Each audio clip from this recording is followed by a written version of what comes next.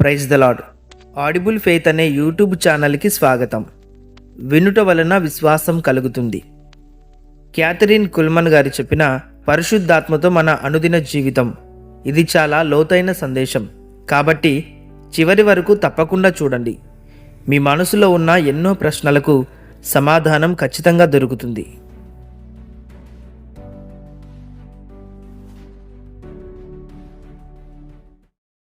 పరిశుద్ధాత్మను వెతకడం, ఆచారానికి మించి ఆత్మలో జీవించడం. బయటకు చాలా ఆత్మీయంగా కనిపిస్తూ అంతరంగంలో శూన్యంగా మిగిలిపోయే ఈ లోకంలో పరిశుద్ధాత్మను ఎలా వెతకాలి? మీరు ప్రతి ఆదివారం చర్చిలో కూర్చోవచ్చు, కానీ ఇప్పటికీ ఆత్మతో నడవలేకపోవచ్చు. మీరు ఆరాధనా గీతాలు పాడవచ్చు, బైబిల్ వచనాలను ఇతరులతో పంచుకోవచ్చు, పరిచర్యలో సేవ చేయవచ్చు, కానీ ఇప్పటికీ ఆధ్యాత్మికంగా ఎండిపోయినట్లుగా, శక్తిహీనంగా, దేవునితో సంబంధం తెగిపోయినట్లుగా జీవించవచ్చు. ఎందుకంటే మీరు దేవుని ఆత్మ లేకుండానే ఇవన్నీ చేయడానికి ప్రయత్నిస్తూ ఉన్నారు. పరిశుద్ధాత్మ లేకుండా క్రైస్తవ జీవితం కేవలం కష్టం మాత్రమే కాదు, అది అసాధ్యం. మీ స్వంత శక్తితో యేసుక్రీస్తు కోసం జీవించడానికి మీరు ఎన్నడూ పిలువబడలేదు. మీరు యేసు యొక్క ఆత్మ ద్వారా జీవించడానికే పిలువబడ్డారు. కానీ ఇక్కడే అసలు సమస్య ఉంది. మనం మతాన్ని పాటించడంలో ఆరితేరిపోయాము, కానీ ఆత్మను వెతకడంలో వెనకబడిపోయాము. మనకు సౌకర్యం కావాలి, కానీ ప్రతిష్ఠిత వద్దు. మనకు శక్తి కావాలి, కానీ పవిత్రత వద్దు. మనకు ఫలితాలు కావాలి, కానీ దేవునితో సంబంధం వద్దు. కాబట్టి నేను మిమ్మల్ని అడుగుతున్నాను, మీరు చివరిసారిగా పరిశుద్ధాత్మ కోసం ఎప్పుడు హృదయపూర్వకంగా మొరపెట్టారు? కేవలం భావోద్వేగంగా మాత్రమే కాకుండా ఆధ్యాత్మికంగా నింపబడే వరకు మీరు దేవుని సన్నిధిలో ఎప్పుడు చివరిసారిగా కనిపెట్టారు? పరిశుద్ధాత్ముడా, నాకు ఈ లోక సంబంధమైన వస్తువులు వద్దు, నీవే నాకు కావాలి అని మీరు చివరిసారిగా ఎప్పుడు అడిగారు? ఆయనను ఎలా వెతకాలో మీకు తెలియకపోతే మీరు ఆయనను కనుగొనలేరు. ఒకవేళ మీరు ఆయనను కనుగొనలేకపోతే పైకి ఆత్మీయంగా కనిపిస్తూ లోపల జీవం లేని శక్తిహీనమైన జీవితంలోనే సరిపెట్టుకుంటారు. ఈ సందేశం సౌకర్యంగా ఉండాలి అనుకునే వారి కోసం కాదు. ఇది దప్పికగొన్న వారి కోసం, ఆత్మ కొరకు తప్పించే వారి కోసం, ఆకలితో ఉన్నవారి కోసం. ఇక చాలు ఈ నటన అని విసిగిపోయి దేవుని పరిపూర్ణతలో నిజంగా నడవాలి అని సిద్ధపడే వారి కోసం. ఎందుకంటే పరిశుద్ధాత్ముడు అంటే ఒక క్షణం వచ్చి వెళ్ళే అతిథి కాదు, ఆయన మీ సర్వస్వాన్ని దహించే అగ్ని. ఆయనను ఎలా వెతకాలో మాట్లాడుకుందాం. మిమ్మల్ని అడ్డుకుంటున్నది ఏమిటో కూడా తెలుసుకుందాం. ఆత్మను అప్పుడప్పుడు దర్శించడం ఆపి ఆయనతో కలిసి జీవించడం ఎలాగో నేర్చుకుందాం. ఎందుకంటే ఆత్మ లేకుండా మీకు ఏమీ లేదు, కానీ ఆయనతో ఉంటే మీకు సమస్తం ఉన్నట్లే. దేవుడు ఆకలిగొన్న వారినే నింపుతాడు. ఆచారానికి స్వస్తి పలకండి. దేవుడు ఆశగల ప్రాణాన్ని తృప్తిపరుస్తాడు. మిమ్మల్ని మీరు ప్రశ్నించుకోండి, మీకు నిజంగా పరిశుద్ధాత్మ కావాలని ఉందా? ఎందుకంటే దేవుడు కేవలం కుతూహలం ఉన్నవారిని నింపడు, ఆయన తపన, డిస్పరైట్ ఉన్నవారిని మాత్రమే నింపుతాడు. లూకాసు వార్త 11వ అధ్యాయం 13వ వచనం ఇలా చెబుతుంది, పరలోకమందున్న మీ తండ్రి తన్ను అడుగువారికి పరిశుద్ధాత్మను ఎంతో నిశ్చయముగా అనుగ్రహించును. కానీ ఇక్కడే ఒక సమస్య ఉంది. చాలామంది కేవలం అడగడం దగ్గరే ఆగిపోతారు. దేవునికి కొద్ది నిమిషాలు కేటాయించి ఏదో మొక్కుబడిగా ప్రార్థించి మళ్ళీ తమ ఫోన్లలో మునిగిపోతారు. వారికి పరిశుద్ధాత్మ సైడ్ డిష్ లాగా కావాలి, కానీ జీవాధారంగా వద్దు. ఆయన సన్నిధి చినుకుల్లా పడితే చాలు అనుకుంటారు, కానీ ఆయన అగ్నిలో మునిగిపోవాలని అనుకోరు. అందుకే వారు ఎండిపోయినట్లే ఉంటారు. దైవిక దర్శనానికి ద్వారం ఆధ్యాత్మిక ఆకలి. పరిశుద్ధాత్మ మిమ్మల్ని నింపే వరకు నేను ఇక్కడ నుండి కదలను అని మీరు ఎప్పుడైనా పట్టుబట్టారా? దేవా, నీవు లేకుండా నేను ఒక్కరోజు కూడా జీవించలేను అని ఎప్పుడు చెప్పారు? బైబిల్లో పరిశుద్ధాత్మ శక్తిని పొందుకున్న ప్రతి ఒక్కరూ అత్యంత తపనతో ఉన్నవారే. మేడగదిలో ఉన్న శిష్యులు ఒక్క ప్రార్థన చేసి వెళ్ళిపోలేదు. వారు వేచి చూశారు, ఆరాధించారు, మొర్రపెట్టారు. అగ్ని దిగి వచ్చినప్పుడు సమస్తం కూడా మారిపోయింది. 42వ కీర్తన 1వ వచనంలో దావీదు అన్నట్లు, దుప్పినీటి వాగుల కొరకు ఆశపడినట్లు దేవా, నీ కొరకు నా ప్రాణము ఆశపడుచున్నది. మీరు అలా అనగలరా? లేక ఆత్మ లేకుండా జీవించడం మీకు అలవాటైపోయి ఆయన లేని లోటును కూడా గుర్తించలేకపోతున్నారా? గుర్తుంచుకోండి, మీకు ఆత్మ పట్ల ఆకలి లేకపోతే మీరు లోకపు వినోదాలతో, భావోద్వేగాలతో, జీవం లేని ప్రసంగాలతో ఆకలి తీర్చుకోవాలని చూస్తారు. ఇల్లు శుభ్రం చేసుకోండి, పవిత్రత లేనిదే నింపుదల లేదు. పరిశుద్ధాత్మ అపవిత్రతలో నివసించడు. ఆయన మీలో నింపబడాలని అనుకోవడం లేదు. ఆయన పరిశుద్ధుడు. విగ్రహాలు, గర్వం, పశ్చాత్తాపం లేని పాపంతో నిండిన ఇంట్లోకి ఆయన ప్రవేశించడు. మనకు దేవుని శక్తి కావాలి, కానీ పవిత్రత వద్దు. మనకు అభిషేకం కావాలి, కానీ అశ్లీలతను వదలలేము. మనకు దేవుని యొక్క చిత్తం బయలుపరచబడడం కావాలి, కానీ ఇతరులను క్షమించలేము. పరిశుద్ధాత్మ విభజింపబడిన హృదయంలో నివసించడు. ఆయన దేనినైతే సిలువ వేయడానికి వచ్చాడో దానిని ఎప్పటికీ బలపరచడు. శిష్యులు శక్తిని పొందకముందే వారు ఒకే మనస్సుతో పశ్చాత్తాపపడి తమ్మును తాము సమర్పించుకున్నారు. మీరు ఆ రహస్య పాపాన్ని ఒప్పుకున్నారా? ఆ వ్యసనాన్ని విడిచిపెట్టారా?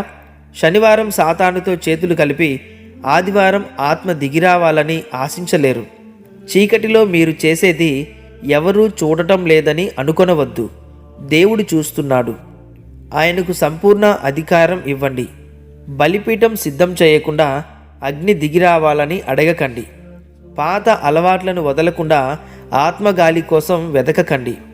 ఆత్మ అంటే ఒక అనుభూతి కాదు, ఆయన ఒక వ్యక్తి. చాలామంది ఒక రకమైన భావోద్వేగాన్ని వెతుకుతున్నారు తప్ప ఆత్మను కాదు. ఆరాధనలో ఏడ్చినంత మాత్రాన, ఒళ్ళు పులకరించినంత మాత్రాన పరిశుద్ధాత్మ ఉన్నాడని భ్రమపడకండి. పరిశుద్ధాత్మ ఒక గాలి కాదు, పావురం కాదు, కేవలం ఒక స్పర్శ కాదు. ఆయన దేవుడు. యోహాను సువార్త 16వ అధ్యాయం 13వ వచనంలో యేసు ఆయన వస్తాడు అని చెప్పాడు. ఆయన ఒక వ్యక్తి కాబట్టే ఆయనను మీరు దుఃఖపెట్టగలరు. ఎఫెసీ పత్రిక 4వ అధ్యాయం. ఆయనను కేవలం మీ ఎమోషన్స్ కోసం వాడుకోవడం ఆపి ఆయనతో నడవడం ప్రారంభించండి. ఆయన బోధిస్తాడు, గద్దిస్తాడు, నడిపిస్తాడు మరియు మాట్లాడతాడు. కాబట్టి కన్నీళ్లతోనో అనుభూతులతోనో ఆయన సన్నిధిని కొలవడం ఆపి ఆయన మాటకు లోబడడం ప్రారంభించండి. ఆత్మకు లోబడడం అనుభూతి కోసం కాదు, అనుబంధం కోసం. పరిశుద్ధాత్మ సన్నిధిని మీరు కన్నీళ్ల ద్వారా, ఒళ్ళు పులకరించడం ద్వారా అనుభవించవచ్చు, కానీ అక్కడే ఆగిపోకండి. ఇలా అడగడం ప్రారంభించండి.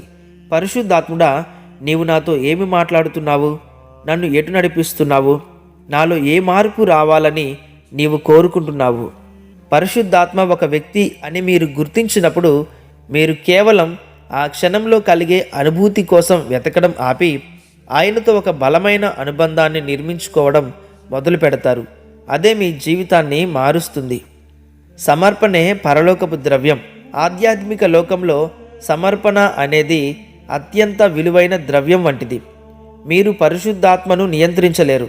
ఆయనను మీ స్వార్థం కోసం వాడుకోలేరు, లేదా మీ సమయానికి తగ్గట్టుగా ఆయనను రప్పించలేరు.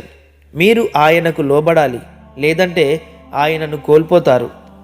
రోమీలకు రాసిన పత్రిక 8వ అధ్యాయం 14వ వచనం ఇలా చెబుతోంది, దేవుని ఆత్మచేత ఎందరు నడిపించబడుదురో వారందరూ దేవుని కుమారులై ఉందురు. ఆత్మను వాడుకునేవారు కాదు, ఆత్మను అప్పుడప్పుడు దర్శించేవారు కాదు, ఆయన చేత నడిపించబడేవారే దేవుని కుమారులు. మీరే నడుపుతూ ఆయనే మిమ్మల్ని నడిపించాలని కోరుకోలేరు. మీతో మీరు నిండి ఉంటే అదే సమయంలో ఆత్మతో నింపబడడం అసాధ్యం. చాలామంది అడుగుతూ ఉంటారు, నేను ఇదివరకు అనుభవించిన దేవుని సన్నిధిని ఇప్పుడు ఎందుకు అనుభవించలేకపోతున్నాను? సమాధానం ఒకటే, మీ హృదయ సింహాసనం మీద ఇంకా మీరే కూర్చొని ఉన్నారు. పరిశుద్ధాత్మ మీ ప్రణాళికను అలంకరించడానికి రాడు. ఆయన మీ జీవితాన్ని తన స్వాధీనంలోనికి తీసుకోవడానికి వస్తాడు. వాక్యము మరియు ఆత్మ విడదీయలేని బంధం. గుర్తుంచుకోండి, ప్రతి ఆధ్యాత్మిక అనుభవము పరిశుద్ధాత్మ నుండి వచ్చినది కాదు. ప్రతి కళ, దర్శనం లేదా ప్రవచనం దైవికమైనది కాదు. మరి ఏది సత్యమో ఎలా తెలుస్తుంది? పరిశుద్ధాత్మ ఎన్నటికీ దేవుని వాక్యానికి విరుద్ధంగా ఏదీ చెప్పడు.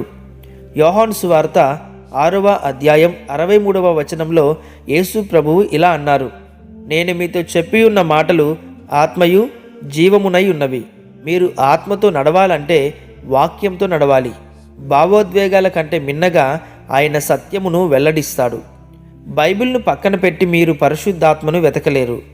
దేవుని వాక్యాన్ని నిర్లక్ష్యం చేస్తూ అద్భుత శక్తిని పొందలేరు.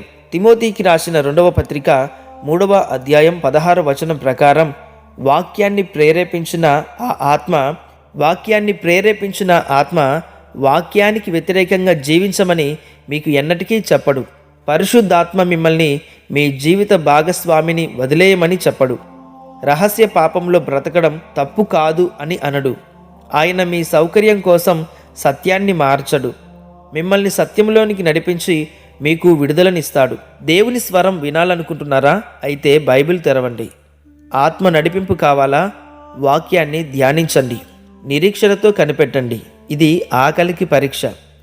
ఒక్కొక్కసారి మీరు ప్రార్థనలో కూర్చున్నప్పుడు మొదట 5 నిమిషాలు లేదా మొదటి గంట సేపు నిశ్శబ్దంగా ఉండవచ్చు. అది దేవుడు మీ హృదయంలోని నిజమైన ఆకలిని పరీక్షించే సమయం. నిశ్శబ్దంగా ఉందని ప్రార్థన ఆపేయకండి. ఏమీ అనిపించడం లేదని వెనుతిరగకండి. అక్కడ ఏమీ జరగడం లేదని భావించకండి. ఆయన దొరికే వరకు పోరాడండి, కనిపెట్టండి. మీరు సమస్తాన్ని వదులుకున్నప్పుడు ఆయన తన సమస్తాన్ని మీకు ప్రసాదిస్తాడు. పరిశుద్ధాత్మ లేనిదే మనకు ఏమీ లేదు, కానీ ఆయన ఉంటే మనకు సమస్తం ఉన్నట్లే. ఆత్మఫలము నిజమైన ఆధ్యాత్మికతకు గీటురాయి. యెహోవా కొరకు కనిపెట్టువారు నూతన బలము పొందుదురు. ఆయన సన్నిధిలో నిలిచి ఉండేవారిని ఆయన నింపుతాడు. మిమ్మల్ని కలవరపరిచే ఒక నిజాన్ని చెప్పనివ్వండి. ఒక వ్యక్తికి వరాలు ఉన్నంత మాత్రాన వారు ఆత్మతో నింపబడినట్లు కాదు. ఒకరు అద్భుతంగా ప్రసంగించవచ్చు, ప్రవచించవచ్చు, పాటలు పాడవచ్చు లేదా అన్య భాషలలో మాట్లాడవచ్చు. కానీ వారు పరిశుద్ధాత్మతో కలిసి నడుస్తున్నారని దానికి అర్థం కాదు. ఎందుకంటే ఆత్మకు నిజమైన రుజువు వరం కాదు, ఆత్మఫలమే. గలతీయులకు రాసిన పత్రిక 5వ అధ్యాయం 22-23 వచనాలు ఇలా చెబుతూ ఉన్నాయి. ఆత్మఫలము ఏమనగా ప్రేమ, సంతోషము, సమాధానము, దీర్ఘశాంతము, దయాలత్వము, మంచితనము, విశ్వాసము, సాత్వికము, ఆశా నిగ్రహము. ఇదే మీరు ఆత్మతో నింపబడ్డారు అనడానికి నిదర్శనం. మీ ప్రదర్శన కాదు, మీ వేదిక కాదు, మీ దగ్గర ఉన్న అనుచరులు కాదు. మత్తయి సువార్త 7వ అధ్యాయం 16వ వచనంలో యేసు ఇలా అన్నారు, వారి ఫలముల వలన మీరు వారిని తెలుసుకొందురు. కాబట్టి ఆత్మ యొక్క నింపుదలకు వరము కాదు, ఫలమే గుర్తు. ఇప్పుడు మిమ్మల్ని మీరు ప్రశ్నించుకోండి. మిమ్మల్ని బాధ పెట్టే వారిని మీరు ప్రేమిస్తున్నారా? లోకం గందరగోళంలో ఉన్నప్పుడు మీరు సమాధానంగా ఉండగలుగుతున్నారా? పనులు మీ ఇష్టప్రకారం జరగనప్పుడు దీర్ఘశాంతం చూపిస్తూ ఉన్నారా? మనలో ఉన్న వరాలను నైపుణ్యంతో ప్రదర్శించవచ్చు, కానీ ఫలం మాత్రం ఆత్మతో ఉన్న అన్యోన్యత ద్వారా మాత్రమే వస్తుంది. ఒకరు నిజంగా నింపబడ్డారో లేదో చూడాలి అంటే వారి యొక్క ప్రదర్శనను కాదు, వారి జీవితాన్ని చూడండి. వారు నమ్రతతో ఉన్నారా లేక గర్వంతో ఉన్నారా? వారు పవిత్రతతో జీవిస్తున్నారా లేక ప్రతిదానికి రాజీ పడిపోతున్నారా? దేవుని ఆత్మతో నడవడం అనేది ఒక నూతన జీవన విధానం. పరిశుద్ధాత్మతో నడవడం అంటే ఒక క్షణం కలిగే అనుభవం కాదు, అది ఒక క్రొత్త జీవన మార్గం. రోమీలకు రాసిన పత్రిక 8వ అధ్యాయం 5వ వచనం ప్రకారం ఆత్మను అనుసరించి జీవించేవారు ఆత్మ విషయాల మీదనే మనస్సు పెడతారు. అంటే మీ ప్రాధాన్యతలు మారుతాయి, మీ కోరికలు మారుతాయి. మీరు ఆత్మలో నడుస్తూ ఉన్నప్పుడు పాపం తన పట్టును కోల్పోతుంది, శోధన తన ఆకర్షణను కోల్పోతుంది, భయం తన స్వరాన్ని కోల్పోతుంది. మీరు పరలోకపు కన్నులతో లోకాన్ని చూస్తారు. భావోద్వేగాల ద్వారా కాక సత్యం ద్వారా మాత్రమే నడిపించబడతారు. పరిశుద్ధాత్మ మీ దిక్సూచి అవుతాడు. మీ మాటలను, మీ నిర్ణయాలను ఆయనే నిర్దేశిస్తాడు. మీరు కేవలం వాక్యాన్ని వినడమే కాదు, వాక్యమై జీవిస్తారు. మీరు యేసు గురించి మాట్లాడడమే కాదు, యేసులాగే నడుస్తారు. మీ ఉద్యోగంలో, మీ కుటుంబంలో, మీ వ్యక్తిగత ప్రార్థనా గదిలో, ప్రతి చోట దేవుని సన్నిధిని మోసుకెళ్తారు. ఇది ఐచ్ఛికం కాదు, ఇది జీవన్మరణ సమస్య. ఏమాత్రం మొహమాటం లేకుండా నిజాన్ని చెబుతూ ఉన్నాను. యేసు యొక్క ఆత్మ అనగా పరిశుద్ధాత్మ లేకుండా మీరు యేసు కోసం జీవించలేరు. రోమీలకు రాసిన పత్రిక 8వ అధ్యాయం 9వ వచనం నిక్కచ్చిగా చెబుతుంది, ఎవడైనను క్రీస్తు ఆత్మ లేనివాడైతే వాడు ఆయన వాడు కాడు. ఇది కేవలం కొంతమంది అత్యున్నత స్థాయి క్రైస్తవుల కోసం కాదు, ఇది ప్రతి విశ్వాసికి ఉండవలసిన కనీస అవసరం. ఆత్మ లేకపోతే మీరు దేవుని వారు కాదు. మీకు మతం వద్దు, పెద్ద శబ్దంతో కూడిన సంగీతం వద్దు. మీకు కావలసింది జీవము గల దేవుని ఆత్మ. ఆయన మిమ్మల్ని నింపాలి, నడిపించాలి, రూపాంతరం చెందించాలి. కాబట్టి చివరిగా అడుగుతున్నాను, మీకు ఆ ఆకలి ఉందా? మీరు సమర్పించుకున్నారా?